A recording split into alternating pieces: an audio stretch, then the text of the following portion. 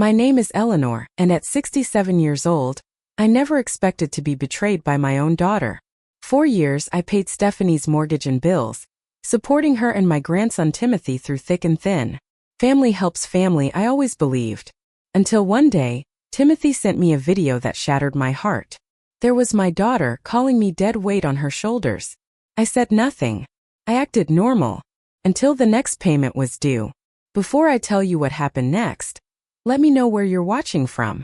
Hit that like and subscribe button if you've ever had someone you love take you for granted. Trust me, you'll want to see how I handled this situation. I spent 35 years teaching 4th grade at Lincoln Elementary before retiring. The children always kept me young at heart, with their curiosity and energy. My husband Frank and I had saved carefully, planning for a comfortable retirement where we could travel and spend time with our family. We weren't wealthy by any means, but we had been prudent with our money. Frank was always the one who handled our finances, making sure we put away a little each month into our retirement fund. But 8 years ago, Frank had a massive heart attack while working in our garden. One minute he was planting tomatoes, telling me about his plans to build a greenhouse, and the next, he was gone. Just like that. The doctor said it was quick, that he didn't suffer. That was supposed to be comforting, I suppose. Suddenly, I was a widow at 59, living alone in our 3-bedroom house, learning to navigate a world without my partner of 40 years. I had to learn everything from scratch. How to fix a leaky faucet, how to handle our investments, how to fall asleep in an empty bed. My pension provided enough for my basic needs, and Frank had left me well protected with our savings and his life insurance. I wasn't wealthy, but I was secure. Or at least I should have been. My daughter Stephanie was 42, working as a real estate agent in the same town. She had divorced her husband Ryan when my grandson Timothy was just 8 years old. Now Timothy was 16, a bright boy who loved computers and could fix any technical problem I had with my phone or laptop. He was patient with me, never making me feel stupid when I couldn't figure out how to send a photo or update an app. He reminded me of Frank that way. When Stephanie and Ryan divorced, it was right during the housing market crash. Terrible timing. Stephanie's income as a real estate agent plummeted, and she struggled to make ends meet. Ryan had moved to another state for work, and while he sent child support for Timothy, it wasn't enough to cover all their expenses. That's when I first started helping financially. It's just temporary, Mom, Stephanie had assured me. Just until the market picks back up and I get back on my feet. I didn't hesitate. Family helps family. That was how I was raised, and that was what I taught Stephanie growing up. I had the money, and my daughter and grandson needed help. It seemed like the most natural thing in the world to step in. At first, it was just helping with Timothy's school expenses or the occasional utility bill. But when Stephanie called me in tears, saying she was 3 months behind on her mortgage and facing foreclosure, I immediately offered to cover the payments. Just until things get better, we both agreed. That was 7 years ago. Over time, I began noticing small signs that perhaps Stephanie was taking advantage of my generosity. She'd post photos on Facebook of expensive restaurant meals while telling me she couldn't afford groceries that week. She took weekend trips to Las Vegas with her friends, but claimed she couldn't pay her electric bill. She bought a new car when her old one was perfectly fine, explaining that she needed to project success to her real estate clients. Each time I pushed my doubts aside. Perhaps I was being too judgmental. Perhaps these things were necessary for her career. Perhaps she was just trying to maintain some joy in her life despite her financial struggles. I made excuses for her behavior because I couldn't bear to think my own daughter would deliberately take advantage of me. Our financial arrangement had become routine. I paid her mortgage, which was $2,200 each month, plus utilities that ran between $300 and $500 depending on the season. Sometimes there were additional emergencies that required my financial assistance. Car repairs, property taxes, home maintenance, Timothy's school activities. Every Sunday, I would go to Stephanie's house for dinner. It was my chance to see both her and Timothy regularly. She lived in a beautiful 4-bedroom house in one of the nicer neighborhoods. The kind of house Frank and I could never have afforded when we were younger. I took pride in providing this stable home for my grandson, even if it stretched my finances thinner than was probably wise. Over the past few months, I had noticed Stephanie becoming increasingly distant. Our Sunday dinners were often rescheduled or canceled. She always had plausible excuses. A last-minute house showing, a migraine, a work emergency. When we did get together, she spent most of the time on her phone, barely engaging in conversation. Timothy would try to include me, asking about my week or showing me his latest computer project, while Stephanie seemed irritated by my presence. I told myself she was just stressed. The real estate market was competitive, and she was a single mother trying to maintain her career and raise a teenager. I made excuses for her behavior because that's what mothers do. We see the best in our children, even when evidence suggests we shouldn't. Last month, I was preparing for our usual Sunday dinner, baking an apple pie from scratch using Frank's mother's recipe. Timothy had mentioned it was his favorite, and I wanted to bring something special. The house filled with the scent of cinnamon and apples as I carefully crimped the edges of the crust, just as my mother-in-law had taught me decades ago. I arrived at Stephanie's house at the usual time, pie in hand, looking forward to seeing my family. But when I rang the doorbell, I was surprised to hear multiple voices and laughter coming from inside. The door swung open to reveal Stephanie in a black cocktail dress, looking startled to see me. "Mom," she said, her smile faltering. "What are you doing here?" "It's Sunday," I replied, confused. "Our dinner." Her eyes widened in recognition. "Oh God, I completely forgot. I'm hosting a little get-together for some clients and colleagues." Before I could respond, a woman appeared behind Stephanie, holding a wine glass. "Who is it, Steph?" she asked, peering at me curiously. There was an uncomfortable pause before Stephanie said, "This is my mother. Just my mother. Not my name. Not any indication of my importance in her life. Just an awkward introduction that felt like an afterthought." "Oh," the woman said, clearly surprised. "I didn't know your mother was joining us." "She wasn't supposed to," Stephanie muttered, then quickly added, "I mean, we had other plans that I forgot about." I stood there holding my apple pie, feeling like an intruder. Stephanie reluctantly invited me in, introducing me to her 6 guests with minimal enthusiasm. I could tell I was unwelcome, an inconvenient disruption to her sophisticated gathering. After setting the pie in the kitchen, I made an excuse about having forgotten another commitment and left within 15 minutes. As I drove home, I felt a heaviness in my chest. The casual dismissal hurt more than I wanted to admit. Had I become such an insignificant part of my daughter's life that she could completely forget our standing arrangement? Or worse, had she deliberately planned this gathering on our dinner day, hoping I wouldn't show up? The next morning, I received a text from Timothy with a video attachment. His message read, "Grandma, I think you should see this. I'm sorry." I felt a flutter of anxiety as I opened the video. It showed Stephanie at what appeared to be a lunch gathering, possibly with the same people who had been at her house the previous evening. She was sitting at a restaurant table, leaning in conspiratorially toward her friends. "My mother is such dead weight on my shoulders," she was saying, rolling her eyes dramatically. "She shows up unannounced, expects me to drop everything for her. I can't wait until I don't have to deal with her anymore." My hand flew to my mouth in shock. Dead weight. Was that how my daughter saw me? The mother who had raised her supported her, and was currently paying her mortgage? One of her friends, a woman with short blonde hair, frowned slightly. "Doesn't she help you financially?" Stephanie waved her hand dismissively.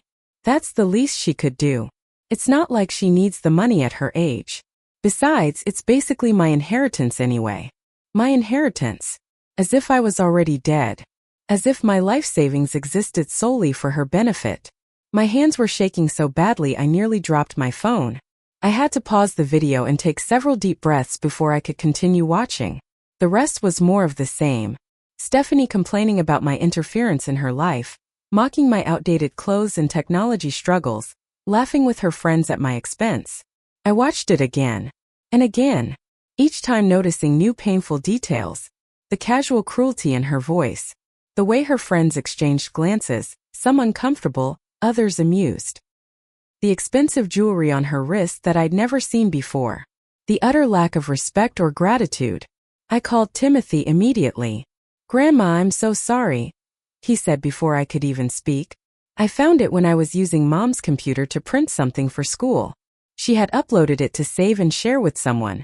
I thought you needed to know. Thank you for showing me, I said, trying to keep my voice steady. Are you okay? I'm mad at her, he admitted. You've done so much for us and she talks about you like that behind your back. It's not right. Out of the mouths of babes. My 16-year-old grandson had more maturity and integrity than his 42-year-old mother. Does she know you sent me this? I asked. No, he replied. And I'd rather she didn't find out. I thought you should know the truth. I assured him I would keep his involvement between us. After hanging up, I sat in my kitchen staring at nothing. The betrayal cut deep, not just because of the hurtful words, but because of the years of sacrifice they negated. All this time, I thought I was helping my daughter through a difficult period. Instead, I had been enabling her to take advantage of my generosity, while secretly resenting my very existence. I considered confronting her immediately, calling her out on her ingratitude and cruelty. But something stopped me. Perhaps it was shock, or perhaps it was a newfound caution. I needed time to think, to plan. Stephanie clearly wasn't the person I thought she was, which meant I couldn't react as I normally would. So I made a decision. I would say nothing for now. I would pretend I hadn't seen the video. And I would wait until the next mortgage payment was due to decide my next move. Alone in my house, I found myself walking from room to room, unable to settle. Frank's photograph on the mantel seemed to watch me with concerned eyes. What would you do? I asked his image. He had always been the stronger one when it came to Stephanie, more willing to set boundaries, to say no when necessary. I had always been the soft touch, unable to deny our only child anything. I sat down at my small desk in the corner of the living room and pulled out the accordion file, where I kept my financial records. For the first time, I tallied exactly how much I had given Stephanie over the years. The mortgage payments alone came to over $180,000 over the past 7 years. Add in utilities, property taxes, homeowners insurance, and various emergencies, and the total approached $200,000. Nearly 2/3 of my retirement savings gone. Each check I'd written came with a memory. $2,500 for Timothy's braces 4 years ago, when Stephanie claimed her insurance wouldn't cover orthodontia. $6,000 for a new roof 2 summers ago during a particularly rainy season. $8,000 for a new HVAC system last winter. $400 monthly for Stephanie's car payment when she complained business was slow, and she couldn't make the payments herself. All these years I'd been writing it down meticulously, partly out of my teacher's habit of record keeping, partly because Frank had always emphasized the importance of tracking expenses. But I'd never added it all up before. The grand total was staggering. The next day I made an appointment with Barbara, my financial advisor. She was a no-nonsense woman in her 50s who had been helping me manage my finances since Frank died. When I showed her the total amount I'd given Stephanie, her expression grew increasingly troubled. Eleanor, this is significantly more than we discussed when you first started helping your daughter, she said, reviewing the figures. At this rate, your retirement savings will be depleted within 5 to 7 years. I know, I admitted.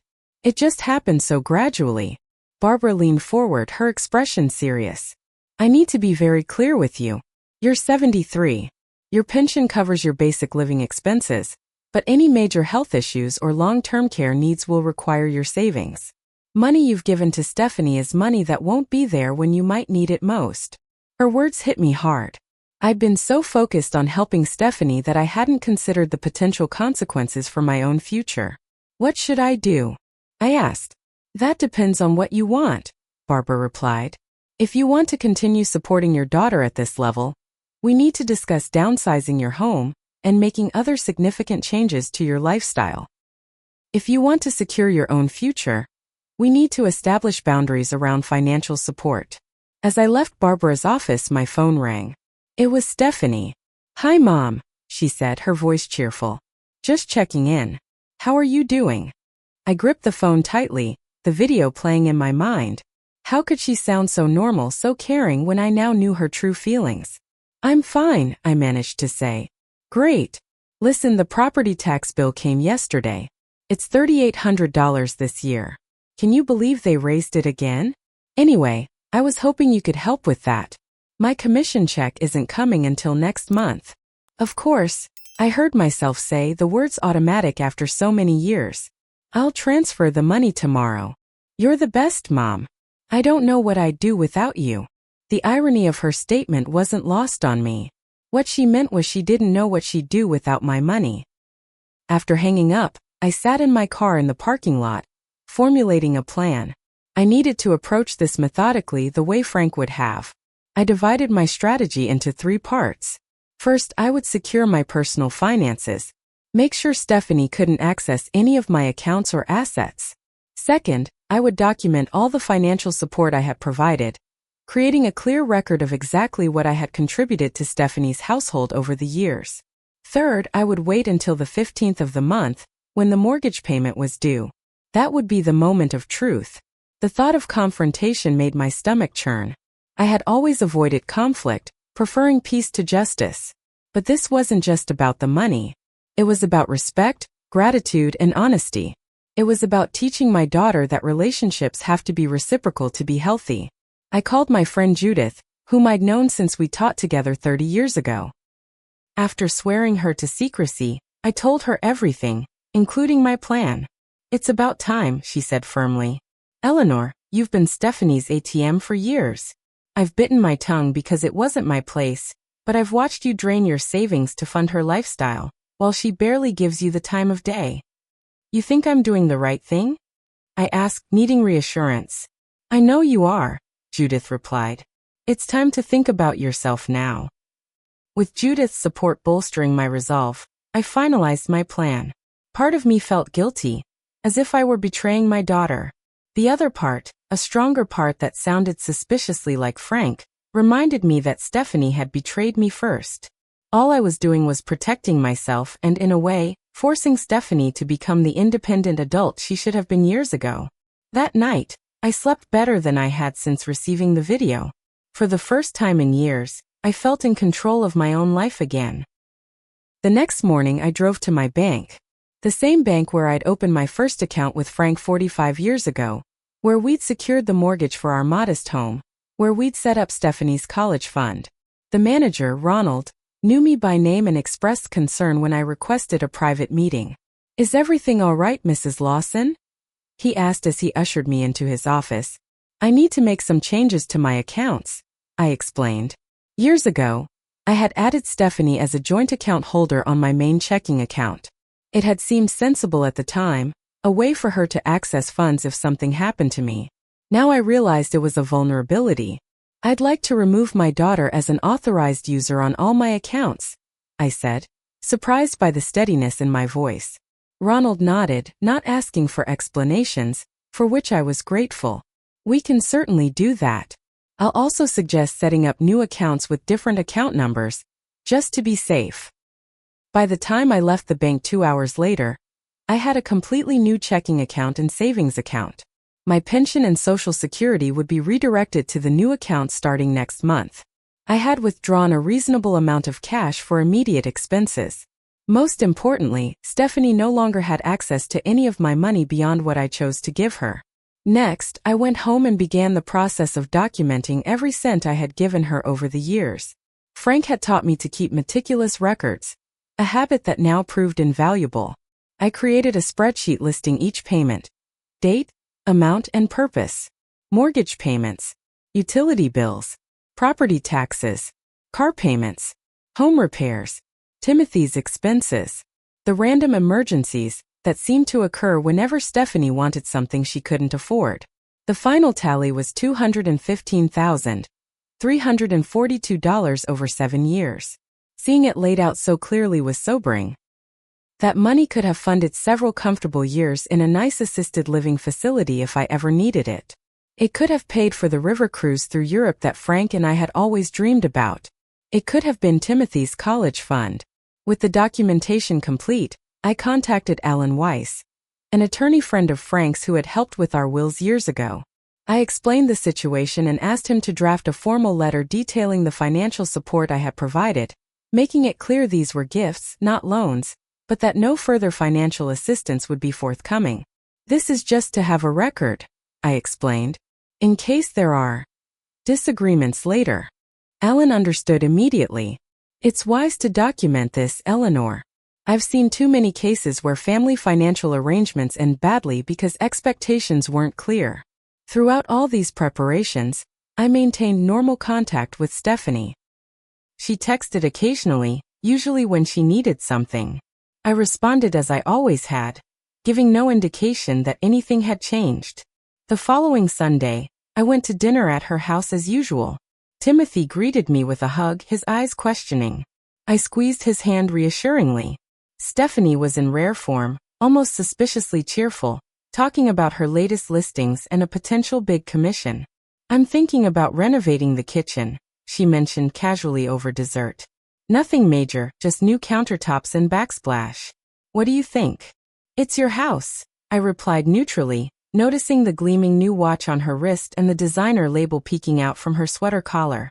More evidence of where her priorities lay while I paid her mortgage. Maybe you could help with the down payment for the contractor? She suggested, as if requesting a small favor rather than thousands of dollars. I'd pay you back from my commission. We both knew she wouldn't. In 7 years, she had never paid back a single loan. Let me think about it, I said, neither committing nor refusing. Stephanie looked momentarily surprised by my non-committal answer, but quickly recovered. No rush. Just something I'm considering. After dinner, Timothy walked me to my car. Are you okay, Grandma? He asked quietly. I'm fine, sweetheart, I assured him. And you don't need to worry. I'm handling everything. She doesn't deserve your help, he said, his young face serious. Everyone deserves help sometimes, I replied. But there's a difference between helping and enabling.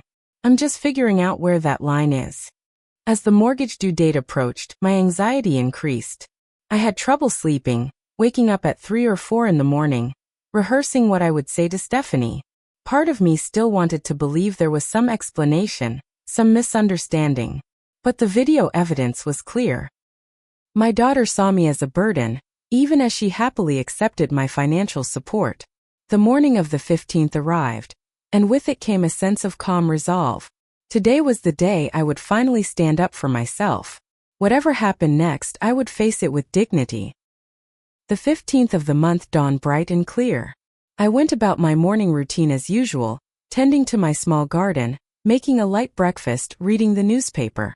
I kept my phone nearby, knowing it was only a matter of time before Stephanie realized something was amiss. The first text came at 9:47 a.m. Good morning, Mom.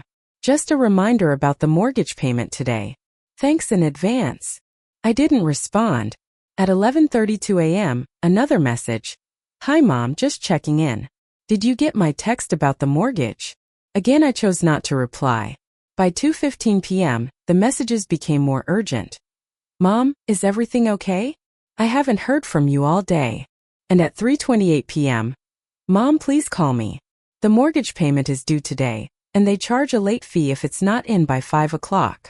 When my phone started ringing at 4:05 p.m., I let it go to voicemail. Stephanie left 3 increasingly panicked messages, her voice shifting from concern to irritation to outright alarm. Mom, I don't know what's going on, but I really need you to call me back. Mom, seriously, where are you? The mortgage is due today. Mom, if you don't call me back in the next 30 minutes, I'm coming over. This isn't funny. True to her word, at 4:45 p.m., I heard a car door slam in my driveway. Moments later, there was frantic knocking at my front door. I took a deep breath, smoothed down my cardigan, and went to answer it. Stephanie burst in as soon as I opened the door. Mom, why haven't you been answering your phone? I've been trying to reach you all day. I noted that her concern was directed at my unresponsiveness, not my well-being. Infine, Stephanie, would you like to come sit down? We need to talk. Something in my tone must have alerted her that this wasn't a normal conversation. Her eyes narrowed slightly as she followed me to the living room. What's going on?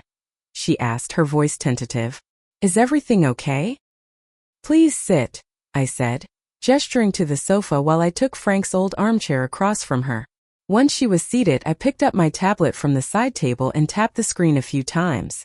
I'd like you to watch something. I turned the tablet toward her and pressed play on the video Timothy had sent me.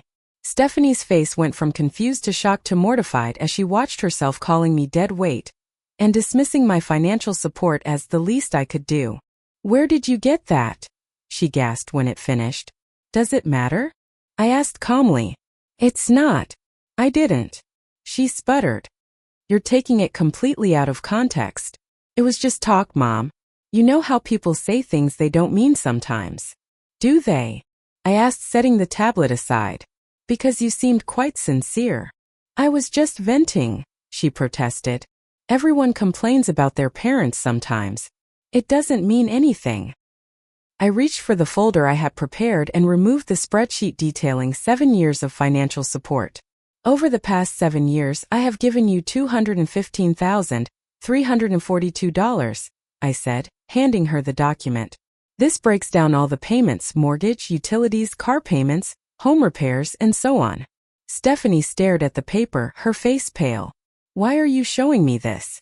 Because I want you to understand exactly how much dead weight has been keeping a roof over your head, I replied, my voice steady despite the emotion churning inside me. And I want you to know that as of today, that support is ending. What? She exclaimed, her head snapping up. What do you mean? I mean I will no longer be paying your mortgage, utilities, or any other expenses. You're 42 years old, Stephanie. It's time you supported yourself. You can't just cut me off, she protested, her shock turning to anger. What about Timothy? Don't you care about your grandson? I care deeply about Timothy, I replied. And I'll continue to support his education directly. I've already set up a separate college fund for him that you cannot access. But your expenses are now your responsibility. I can't believe you're doing this, she said, her voice rising. After everything I've been through. I'm your daughter. Yes, you are, I agreed. And I love you. But love doesn't mean allowing someone to take advantage of you while they mock and belittle you behind your back. It was one stupid comment, she cried. One moment of frustration. Are you really going to punish me for that? This isn't punishment, Stephanie. This is a long overdue boundary. The mortgage payment due today will not be coming from me. Neither will next month's or any after that. So you're just abandoning me? She demanded, tears welling in her eyes. Whether they were tears of genuine distress or manipulation, I couldn't tell. What kind of mother does that? The kind who finally recognizes that she's been enabling harmful behavior, I replied. The kind who realizes that sometimes the most loving thing you can do is stop rescuing someone from the consequences of their own choices. Just then, the front door opened and Timothy walked in. I had texted him earlier, asking him to come by after school. Stephanie whirled around, surprised by his entrance. Timothy, she exclaimed. What are you doing here? Grandma asked me to come, he said quietly, moving to stand beside my chair. Stephanie's eyes darted between us, a new suspicion dawning. Did you know about this? She demanded of her son. About Grandma stopping the payments? Not until today, he answered truthfully. But you knew about the video, Stephanie accused, her voice hardening. You're the one who showed it to her, aren't you? Timothy straightened his shoulders, looking suddenly older than his 16 years. Yes, he admitted. Because what you said was wrong. Grandma deserved to know the truth. You went behind my back? Stephanie gasped. Your own mother? You went behind Grandma's back first, Timothy countered. Talking about her like that while she pays for our house, our food, everything. Stephanie looked between us, apparently realizing she was outnumbered. I can't believe this, she said, standing abruptly. My own family, turning against me. No one is turning against you, I said gently. We're just no longer willing to pretend. You're a capable, intelligent woman, Stephanie. You can support yourself. And when you do, I hope we can build a healthier relationship. This is unbelievable, she muttered, grabbing her purse. Absolutely unbelievable. She stormed toward the door, pausing only to glare back at us. You'll regret this, she warned. Both of you. And with that, she was gone, the door slamming behind her with enough force to rattle the photographs on the wall. Timothy and I sat in silence for a moment, the echo of her departure hanging in the air. "Are you okay, Grandma?" Timothy asked finally. I reached for his hand, squeezing it gently. "I am," I said, surprised to find it was true. Despite the confrontation, despite Stephanie's anger, I felt lighter than I had in years. "How about you? Are you okay?" He nodded slowly. It was the right thing to do. Out of the mouths of babes, indeed. The 2 weeks following our confrontation passed in complete silence from Stephanie. I wasn't surprised.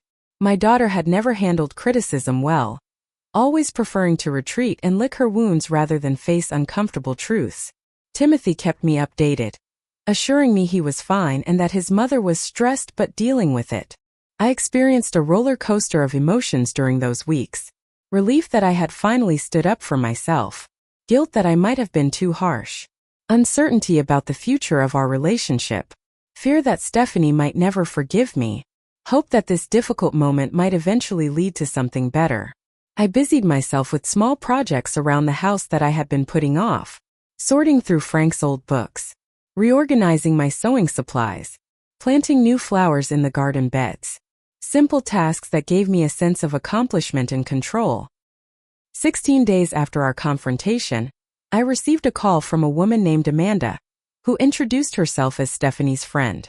"I hope you don't mind me calling," she began awkwardly.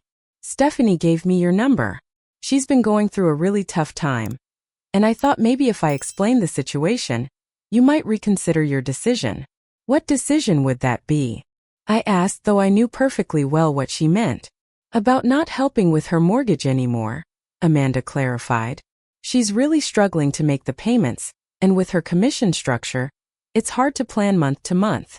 "I see," I said. "And did Stephanie explain why I stopped paying her mortgage?" There was a hesitation on the other end of the line. "She said you had a misunderstanding, that you saw a video of her venting and took it the wrong way." "It wasn't a misunderstanding," I said firmly. "And it wasn't just about the video. It was about 7 years of financial support that was taken for granted. It was about an adult woman who should be supporting herself." "But she's your daughter," Amanda pressed. "Don't you want to help her?" "I do want to help her," I agreed. "Just not financially anymore. I'm 67 years old, Amanda. I need to protect my own future." After a few more uncomfortable exchanges, Amanda gave up, ending the call with a stiff, "I hope you reconsider." I doubted she would remain Stephanie's friend for long once she was no longer useful as an intermediary. 3 days later, I received a text from Stephanie herself. "The bank called about the mortgage. We need to talk." We agreed to meet at a small cafe halfway between our homes, neutral territory for what would undoubtedly be a difficult conversation. I arrived early, securing a quiet table in the corner where we could speak privately. When Stephanie walked in 20 minutes late, I barely recognized her. Her usually perfect hair was pulled back in a messy ponytail. Her face was free of makeup, dark circles visible under her eyes. Her designer clothes had been replaced with jeans and a simple sweater. "Thanks for meeting me," she said stiffly as she sat down. "Of course," I replied. "Would you like some coffee?" She nodded and I signaled the waitress. We sat in awkward silence until our drinks arrived, neither quite ready to broach the difficult subject that had brought us together. "The bank called," Stephanie finally said, staring into her coffee cup. "I'm 15 days late on the mortgage. They're charging a penalty, and if I don't pay by the end of the month, it goes on my credit report." I waited, sensing there was more. "I don't have the money," she admitted, her voice small. "I have a commission check coming next week, but it's not enough to cover the full payment plus the penalty." "I see," I said, neither offering help nor rejecting it outright. "I know you're mad about that stupid video," she continued, a hint of defensiveness creeping into her tone. "And I get it. I shouldn't have said those things. But do you really want me to lose my house over one mistake?" "This isn't about the video, Stephanie," I explained gently. "The video was just what opened my eyes. This is about creating healthy boundaries that should have been established years ago." "So you're really going to let me default on my mortgage?" she asked incredulously. "After all these years of helping?" "No," I corrected her. "I'm going to let you figure out how to pay your own mortgage, like most adults do." You might need to downsize to a home you can actually afford. You might need to take on additional work. You might need to adjust your spending habits. But these are your decisions to make. I can't believe how cold you're being, she muttered. It's not cold to expect an adult to support themselves, I countered. What's cold is calling your mother dead weight, while happily accepting her money. Stephanie had the grace to look ashamed, at least momentarily. I said I was sorry about that. Actually, you didn't, I pointed out. You said I misunderstood, that you were just venting, that it was a mistake. But you never actually apologized. She sighed heavily. Fine. I'm sorry I said those things. I didn't mean them. The apology felt hollow, more a means to an end than a genuine expression of remorse. Still, it was a start. I appreciate that, I said. Now, I'm not going to pay your mortgage, but I am willing to help you in other ways. I could help you create a budget, or look at options for refinancing, or even assist you in finding a more affordable place if needed. Stephanie's expression hardened. I don't need financial advice from you. I need the support you promised. You can't just pull the rug out from under me with no warning. I gave you 7 years of warning, I replied. 7 years of support that was supposed to be temporary until you got back on your feet. She stood abruptly, nearly knocking over her coffee cup. This conversation is pointless. You've clearly made up your mind.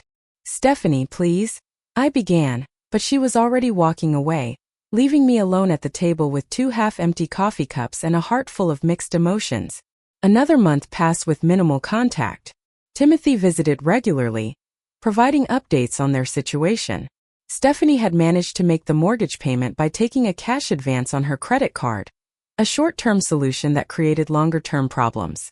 She was interviewing for a position with a larger real estate firm that offered a base salary plus commission, which would provide more stability. Meanwhile, I focused on rebuilding my own life. I joined a watercolor class at the community center, something I'd always wanted to try but never made time for. I reconnected with old friends who had fallen by the wayside as my life became increasingly centered around Stephanie's needs. I met regularly with Barbara, my financial advisor, to create a more secure plan for my remaining years. Timothy was my bright spot during this difficult time. He came over on Saturday afternoons, sometimes to help with yard work or small repairs around the house, sometimes just to sit and talk. He was growing into such a thoughtful young man, balancing his loyalty to his mother with his concern for me in a way that showed remarkable maturity. Mom's talking about selling the house, he mentioned one Saturday as we planted tulip bulbs for next spring. She says it's too expensive to maintain. How do you feel about that? I asked, carefully placing a bulb in the hole he had dug. He shrugged. It's just a house. As long as we're together, it doesn't matter where we live. Such wisdom from someone so young. 6 weeks after our confrontation, Stephanie appeared on my doorstep unannounced. She looked different again, not as polished as before but more put together than at the cafe. There was a humility in her posture that I wasn't accustomed to seeing. Can we talk? She asked. I invited her in, offering tea which she accepted. We sat in the kitchen, the late afternoon sun casting long shadows across the table where she had done homework as a child. I've been doing a lot of thinking, she began. About everything. About how I've been living. About how I've treated you. I remained silent, giving her space to continue. I listed the house, she said. It's too much for me to handle on my own. I found a 2-bedroom condo closer to Timothy's school that's within my budget. It's smaller, but it's all we really need. That sounds sensible, I said carefully. I've also taken that job with the larger agency, she continued. The base salary isn't huge, but it's steady, and the commission structure is actually better for someone at my experience level. I'm glad to hear that. She traced a finger along the rim of her teacup, gathering her thoughts. I've been angry, she admitted. At you, at life, at everything. But the truth is, I've been angry at myself most of all. I knew what I was doing wasn't right. Taking advantage of your generosity year after year. I just didn't want to admit it. It was the most honest thing she had said to me in years. The hardest part, she continued, is realizing how much I've damaged our relationship. Not just with the money but with everything. I've been so focused on maintaining a certain image, a certain lifestyle, that I forgot what really matters. For the first time since this whole ordeal began, I felt a glimmer of hope that something positive might emerge from it after all. It's not too late to rebuild, I said gently. Relationships can heal if both people want them to. Stephanie nodded, her eyes glistening with tears. I do want that. I really do. As she left that evening, she hugged me spontaneously, something she hadn't done in years. It wasn't a magical fix. There were still hurt feelings and trust to rebuild. But it was a beginning. 3 months after I stopped paying Stephanie's mortgage, my life had settled into a new and surprisingly satisfying routine. I spent my mornings in the garden when weather permitted, or reading by the window when it didn't. Tuesdays and Thursdays were for my watercolor class, where I was slowly improving from barely recognizable shapes to you can tell what it's supposed to be. Wednesday afternoons were reserved for coffee with Judith and our small circle of retired teacher friends, where we caught up on gossip and local news. The dark cloud of anxiety that had hovered over me for years had lifted. No longer did I dread checking my bank balance or worry about how I would manage if Stephanie needed yet another emergency payment. My financial future wasn't completely secure. The years of supporting my daughter had seen to that, but it was stable enough that I could sleep peacefully at night. Timothy spent even more time with me now, coming over after school on Fridays and staying through Saturday afternoon. We developed little traditions, like making pizza from scratch on Friday nights and watching old movies that Frank and I had loved. I taught him to play gin rummy, and he taught me how to use social media properly. It was a fair exchange, I thought. Stephanie's path toward reconciliation came in small steps. First, there was a handwritten note, thanking me for all I had done and acknowledging how she had taken advantage. Then a bouquet of flowers on my birthday, delivered with a card that simply said, "I'm sorry. I love you." Small gestures that meant more than grand ones because they required thought and effort. 2 months after listing her house, Stephanie sold it for slightly less than asking price but enough to clear the mortgage and have a small amount left over. She and Timothy moved into the 2-bedroom condo she had mentioned, a pleasant if modest place in a good neighborhood, walking distance to Timothy's school. She invited me over for dinner, the first time in our relationship that she would be cooking for me rather than the other way around. The meal was simple, spaghetti and salad, but she had clearly put effort into it. The table was set nicely, with cloth napkins and a small vase of flowers as a centerpiece. "It's not much," she said apologetically, "but I'm learning." "It's perfect," I assured her. Over dinner, she told me about her new job, how the regular salary provided stability she hadn't realized she needed. Timothy talked about his computer science class and his plans for college applications next year. It felt like a real family dinner, perhaps the first we had shared in many years. After Timothy excused himself to finish homework, Stephanie and I sat with coffee in her small living room. "Mom," she said, her voice serious. "I need to say something properly." I nodded, encouraging her to continue. "I'm sorry," she said, meeting my eyes directly. "I'm sorry I took you for granted all these years. I'm sorry I accepted your help without appreciation. I'm sorry I said those horrible things about you. You deserved better, and I'm truly deeply sorry." The apology I had been waiting for, delivered without excuses or qualifications. "Thank you," I said simply. "That means a lot to me. I want you to know I'm taking responsibility for my finances now," she continued. "I've been working with a financial counselor at the bank. I'm on a strict budget. I even picked up some weekend showing hours for extra commission opportunities." "I'm proud of you," I said, and I meant it. It takes courage to make these kinds of changes. "I wouldn't have had to if I'd been more responsible from the beginning," she admitted. "But I'm learning." Our relationship slowly rebuilt itself on new foundations. I helped in non-financial ways, offering advice when asked, providing emotional support during difficult transitions, occasionally bringing over a home-cooked meal when Stephanie was working late. She showed her appreciation in small but meaningful ways, remembering to call regularly, including me in plans, expressing genuine interest in my life and activities. Timothy flourished in this healthier family dynamic. His grades improved, and he seemed more relaxed, no longer caught in the middle of unspoken tensions between his mother and grandmother. He spoke openly about wanting to study computer science in college, and I quietly ensured the fund I had set aside for his education remained secure. 1 year after the confrontation that had changed everything, we gathered at my house for a small celebration. Judith and her husband joined us, along with a few of Stephanie's friends who had stood by her during the difficult transition. As we sat in the backyard enjoying the early summer evening, Stephanie raised her glass in a toast. "To my mother," she said, "who had the courage to say no when it would have been easier to say yes, who taught me that true love sometimes means tough love, who gave me the chance to stand on my own 2 feet. Thank you, Mom." I looked around at this gathering, at my daughter who had found her way to responsibility and gratitude, at my grandson who was growing into a fine young man, at friends who had supported me through difficult decisions. The journey had been painful at times, but the destination was worth every difficult step. Later, as people were leaving, Stephanie hugged me tightly. "I never would have changed if you hadn't forced me to," she whispered. "It's the best thing you could have done for me." That night, as I prepared for bed, I looked at Frank's photograph on my nightstand. "You were right," I told him. "Sometimes the hardest choice is the right one." I had learned that love doesn't mean being a doormat. That helping someone doesn't always mean giving them what they ask for. That at 67, it wasn't too late to stand up for myself and my own needs.